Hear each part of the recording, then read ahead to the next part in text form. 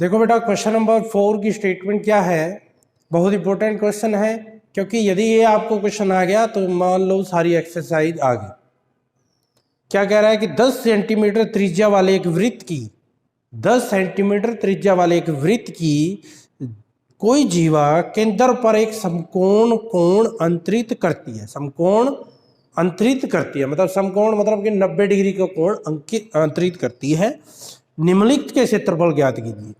3 के क्षेत्रफल ज्ञात करने हैं। एक है संगत लघु वृत्तखंड का क्षेत्रफल, दूसरा है दो के निकालने हैं। एक लघु वृत्तखंड का है, एक दीर्घ त्रिज्या खंड का। ध्यान रखना, पहले में वृत्तखंड है, दूसरे में दीर्घ त्रिज्या खंड का क्षेत्रफल ज्ञात कीजिए। पाई का मान 3.14 का प्रयोग कीजिए। समझिए क्या कह रहा है, ये कोई वृत्त है, उसकी ये कोई जीवा है। पहले मैं ये 90 डिग्री कोण हो गया, ये कोई जीवा है। वृत्त की कोई जीवा केंद्र पर, यह केंद्र है, कितना कोण अंतरित करती है? 90 डिग्री का कोण अंतरित करती है। और लंबाई कितनी दे रखी है, त्रिज्या कितनी दे रखी है? 10 सेंटीमीटर दे रखी है। क्या कह रहा है कि वृत्तखंड, नाम रख लो या OAPB, तो इसका क्षेत्रफल ज्ञात कीजिए। पहले कह रहा है कि इसका क्षेत्रफल ज्ञात करो। आपको पता है इसका क्षेत्रफल ज्ञात करने के लिए, लघु वृत्तखंड का क्षेत्रफल ज्ञात करने के लिए त्रिज्या खंड का क्षेत्रफल ज्ञात करना पड़ेगा। और त्रिज्या खंड के लिए क्या क्या चीज चाहिए? एक थीटा चाहिए, एक क्या चाहिए? आर चाहिए। आर भी दे रखा है, थीटा आपको पता है। ये समकोण कोण कितना होता है? 90 डिग्री का। 90 डिग्री का भी पता है, दोनों आप पता है। तो क्या लिखोगे? वृत्त की त्रिज्या, सिंपल, वृत्त की त्रिज्या, त्रिज्या यानी कि आर। आर कितनी दे रखी है? 10 सेंटीमीटर। थीटा कितना दे रखा है? 90 डिग्री दे रखा है। तो क्या लिखोगे? त्रिज्या खंड, कौन सा त्रिज्या खंड है ये? लघु, क्योंकि दीर्घ की बात हो रही है तो लघु लिखना पड़ेगा हमें।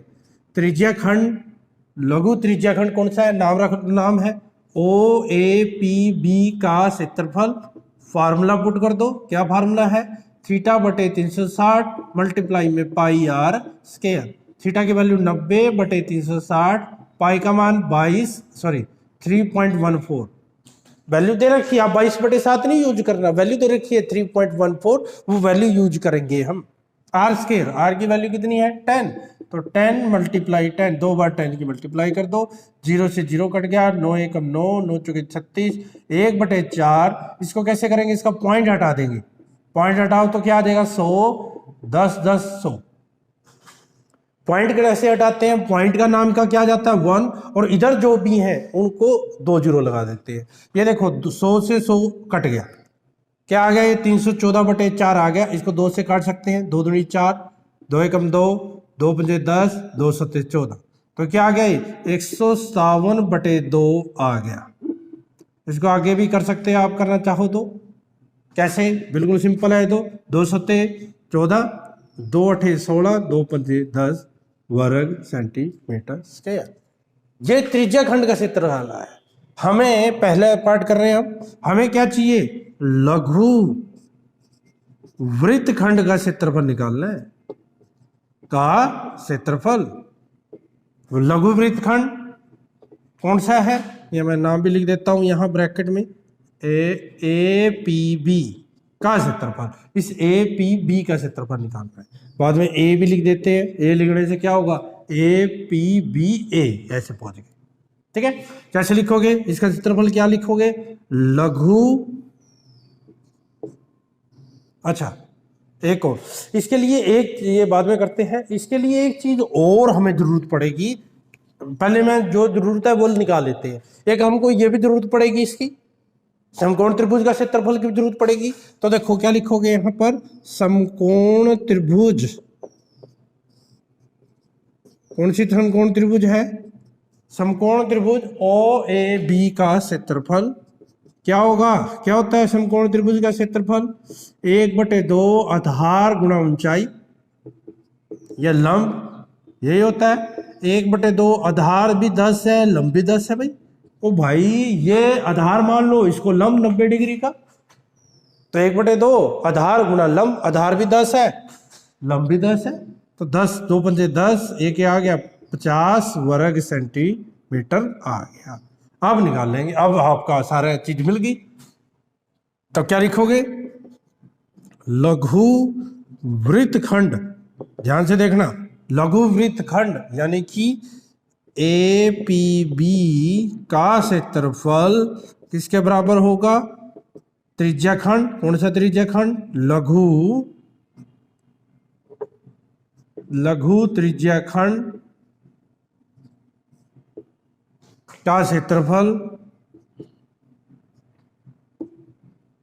माइनस लघु त्रिज्याखंड कौन सा है, OAPB का क्षेत्रफल माइनस समकोण त्रिभुज, कौन सी समकोण त्रिभुज है उसका नाम भी लिख दो, समकोण त्रिभुज कौन सी है, OAB का क्षेत्रफल। अब लघु त्रिज्याखंड का क्षेत्रफल हमने निकाल रखा है 78.5 माइनस इसका क्या आएगा 50, घटा दो, यह आ गया 28.5 वर्ग सेंटीमीटर। ये किसका आ गया बेटा, लघु वृत्तखंड का क्षेत्रफल आपने ज्ञात करना था, ये आ गया। अब दूसरा तीसरा ये तो हो गया। अब दूसरे में क्या पूछा था, हम यही निकाल लेते हैं। आपको पूछा था दीर्घ त्रिज्याखंड का क्षेत्रफल ज्ञात कीजिए, ठीक है। तो दीर्घ त्रिज्याखंड का क्षेत्रफल, ठीक है। यहां पर मैंने बताया था दो तरीके हैं करने को, क्या, एक तो पूरे वर्ग के क्षेत्रफल में से, सॉरी वृत्त के क्षेत्रफल में से लघु त्रिज्याखंड का क्षेत्रफल निकाल दो। एक तरीका क्या था, 360 minus theta pi r square बटे 360, ये भी तरीका आप कर सकते हो, ये भी बताया था। तो थीटा की वैल्यू रख दो, 360 माइनस थीटा, थीटा की वैल्यू क्या है 90, पाई की वैल्यू क्या है 3.14, r की वैल्यू क्या है 10 मल्टीप्लाई 10 बटे में कितना था 360, 360 में से 90 270, 314 10 10 100 360, ये 314 लिखा है, इसका पॉइंट हटाएंगे तो क्या आ जाएगा 100, 100 से 100 कट गया, 0 से 0 कट गई, 9 से 9 30 9 चौके 36, 2 से और काट दो, 2 दूनी 4, 157 आ जाएगा, गुणा कर दो, 3 7 21, 3 5 15 2 17, 81, 3 और 1 4 बटे 2, इसका 2 से भाग कर दो, 2 दूनी 4, 2 3 6, 2 5 10.5 वर्ग सेंटीमीटर स्क्वायर। तो ये आपका क्या आ गया, दीर्घ त्रिज्याखंड का क्षेत्रफल आ गया, ठीक है बेटा। देखो हमें क्या पूछा था, लघु वृत्तखंड का। लघु वृत्तखंड के लिए दो चीज चाहिए, एक लघु त्रिज्याखंड और एक जो उससे त्रिभुज बनी है उसका क्षेत्रफल। तो लघु त्रिज्याखंड का क्षेत्रफल ये निकालना, फिर हमने समकोण त्रिभुज का क्षेत्रफल निकाला, फिर इसमें से त्रिज्याखंड में से इसका क्षेत्रफल घटा दिया तो ये वृत्तखंड का आ गया।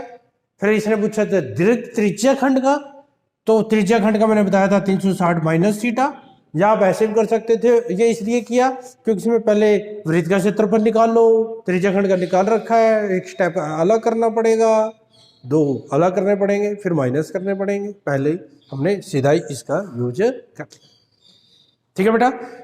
ये बहुत इंपॉर्टेंट क्वेश्चन है, इसको ध्यान से करना है। इंपॉर्टेंट इसलिए नहीं कि पेपर में आएगा, इसलिए कि इससे बाकी क्वेश्चन जुड़े हैं।